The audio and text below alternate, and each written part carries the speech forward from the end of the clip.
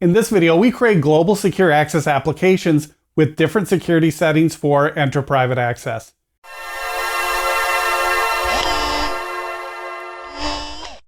Hello everyone, I'm Travis and this is Raldos. I'm recording from a temporary but warmer location while I'm on the road.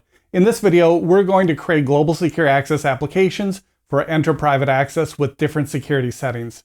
Before that, please like, subscribe, and share with a friend. Click the bell icon for notifications of new content, and check out my courses on Azure Virtual Desktop, Windows 365 with Intune Management, Hybrid Identities with Windows AD and Entra ID, and my latest course, A Beginner's Guide to the AZ900, available at udemy.com. Links are below, and thank you channel members, your support is appreciated. In the last video, we configured Entra Private Access with a connector and the Quick Access application. The Quick Access application is fine for many use cases, but the applications and security settings are shared for all users. We can't force MFA for one group and bypass it for another, or allow access to an application segment for one user but not for another with Quick Access. We're picking up where the last video left off and creating global secure access enterprise applications. We could use these to provide limited access and apply different conditional access policies per each application. Something worth pointing out, in the context of private access, an application segment refers to each application a user has access to through private access and the Global Secure Access app. A private access Global Secure Access application refers to an enterprise application that controls access to one or more application segments. We apply security settings to the enterprise application, and that applies to all application segments in the enterprise app. The demo coming up will create two global secure access apps. Each will have a different user assigned to the app with different conditional access policies. The examples will show how to configure one application that allows remote access to a server over RDP, and the second that provides access to a Windows file share, each with different user access and conditional access policies. The goal is to demonstrate access to non-web-based applications over private access with a global secure access client. Let's jump into the Entra portal to get started.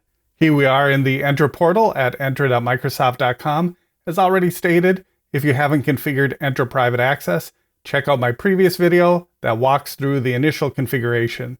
This video picks up where that one left off. Before we start, I have to show one change from the original configuration. When I tested this demo, I ran into an issue with the second user. The Global Secure Access client showed Global Secure Access disabled by the organization, and the health check showed break glass mode enabled. This was resolved by going to traffic forwarding in the Global Secure Access client under Connect. And find the private access rule, user and group assignments, and update this to assign to all users. From there, restart the client VM and wait about 10 minutes. That cleared up the issue. Let's move on by updating our connectors. If we go to Connectors under Connect, there's a default connector group. New connectors are added to the default group. I suggest not assigning the default group to any application. There could be an issue if an application on one network uses the default connector, and a new connector for a different network is added to the group. It could lead to connectivity issues. The default group acts as a staging area for new connectors. I don't like that we named the group Quick Access Group in the last video. A connector group defines a network boundary. We don't need a group for each application. Also, a connector can only be associated to one connector group, but a connector group can be used with multiple applications. For deployments with multiple applications, it makes more sense to give the connector group a name that defines the network it's connected to. Select the connector, and we'll update the name. Network 1 for this example. We'll save. We'll close that. And now our connector group name has been updated. Now that we have the connector group updated, let's move on to adding our application. The goal of this application is to allow our test user 1, to connect over RDP to the web and DNS server, web1.privateaccess.local. Go to Applications and Enterprise Applications. From here, we'll add an application, give it a name, RDP Access for this example, select the Network 1 connector group. We get a message that suggests using multiple connectors. It's a good suggestion that I won't follow because this is a lab. Leave enable access with Global Secure Access Client enabled, and add an application segment. We'll use the fully qualified domain name for this example. In the lab, the server we're connecting to is web1.privateaccess.local. The RDP port is 3389. We'll leave the protocol set to TCP and apply, and then save. That's saved. Let's go back to Enterprise Applications.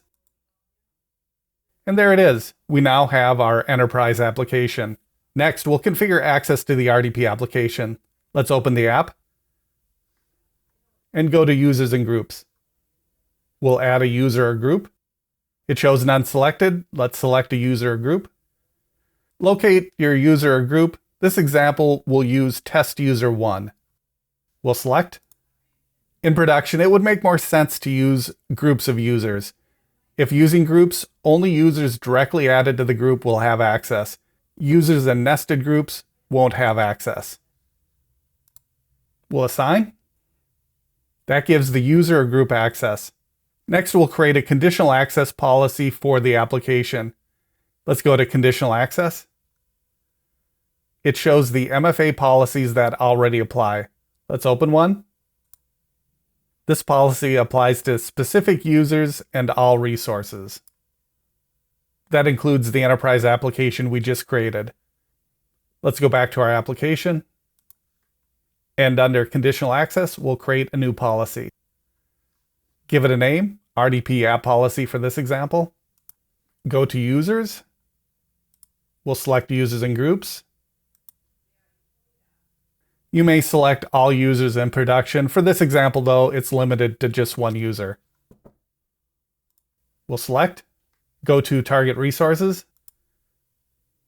It applies to our target resources, the enterprise application we're creating. Let's go to Conditions. The idea is we could create a different policy for different users and applications. If we wanted to exclude a trusted network from this policy, so users aren't required to use MFA when logging in from a trusted network, for example, we could create that with a policy with those settings. Let's disable that and go to Grant. We'll select Require MFA. Select. You can enable Report Only for testing. This example will enable the policy. And Create.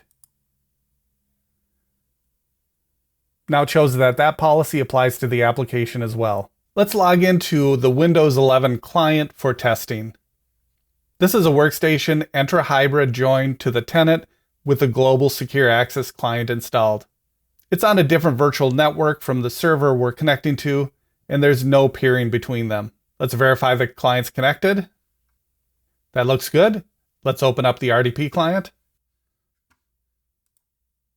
The server we're connecting to and the one that was targeted with the application segment is web1.privateaccess.local. Let's connect. That looks good. We'll give it the password.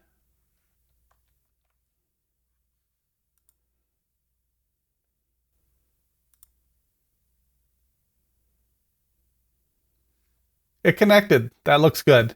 This means our enterprise application is working with the Global Secure Client app. We didn't get the MFA prompt. Let's log off and try it again.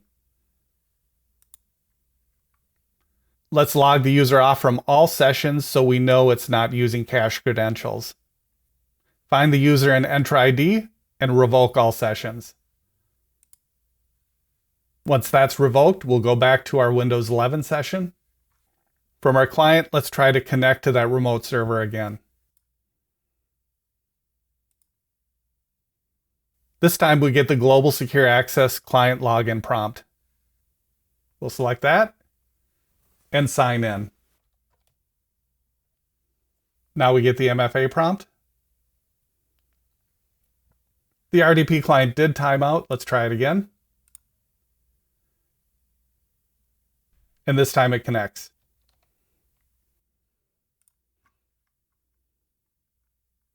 We're dealing with two authentications. The first was authenticating with our test user account to the tenant. That's needed for the Global Secure Access connection. The second is the local computer authentication.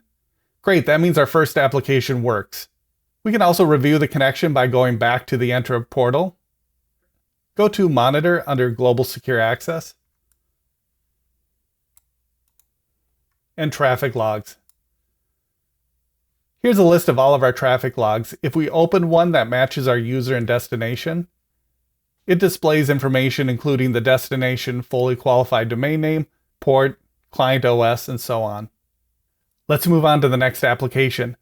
The goal of the second application is to allow a user to connect to a network share over the private access connection. We'll go to Enterprise Applications, add our second application, give it a name, SMB Access for this example, select our connector group, Network 1 for this example, leave Enable Access with Global Secure Access Client checked, and add an application segment. We'll use the fully qualified domain name. In this lab, the server we're connecting to is web2.privateaccess.local. The port for SMB is 445, and we'll leave the protocol set to TCP, then apply. And don't forget to save. That's saved. Let's go back to Enterprise Applications. And there it is. Now we have our SMB Access Enterprise Application. Next, let's open the application and go to Users and Groups. From here, we'll add a user or group. None are selected. Let's select a user or group. Locate your user or group. This example will use test user 2. We'll select and assign that user. In production, we'd probably use a group instead of a specific user, but for this example, because I'm demonstrating different access for different applications, I'm just going to use a user. Next, we'll create a conditional access policy for the application. Let's go to Conditional Access. Again, this is a list of the MFA policies that already apply. We'll create a new one. Give it a name, SMB App Policy for this example. Go to Users. We'll select Users and Groups and Users. From here, we'll select the user or group we want this conditional access policy to apply to. For this example, it's just our test2 user. We'll select that. Go to Target Resource. It applies to our target resource, the SMB Access Enterprise application we just created. Let's go to Grant. And we'll select Require MFA. Select. And just like before, you can select Report Only if you want to test first. This example, I'll enable it. And Create. That creates our SMB Access Enterprise application, assigns users and groups, and sets the conditional access policy. Let's test it next. Let's log into a different Windows 11 computer with the test user we configured for access. I recommend restarting the client computer first so the Global Secure Access client updates with the latest configuration. You could also restart the client. Let's verify the client's connected. That looks good. Let's open up File Explorer, and we'll browse to the server and share. In this environment, the login for the Global Secure Access is different from the resource we're connecting to. That's because the resource, the SMB share in this example, is not on the same domain. And that connected. We can create a new file. That's great. That means our enterprise application is working with a Global Secure Access client for something other than a port 80 website, an SMB share for this example. For the sake of testing, let's try to connect with RDP to the Web 1 server. Remember, test user 1 was assigned to the enterprise application for RDP access to Web 1, not test user 2, the user we're logged into.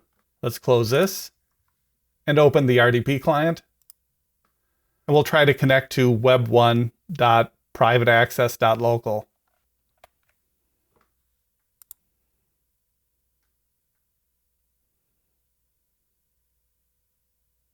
It gives us an MFA prompt. And it gives us a message that we're not allowed to connect. That's great. The enterprise application for RDP access is working exactly the way we configured it. It's blocking access to users who weren't assigned, and it's giving us a detailed description of why it's not working. That is how to create enterprise applications in Entra Private Access with different application segments, users as groups, and conditional access settings. That is how to create global secure access applications in Entra Private Access. Please don't forget to like and subscribe, and thanks for watching.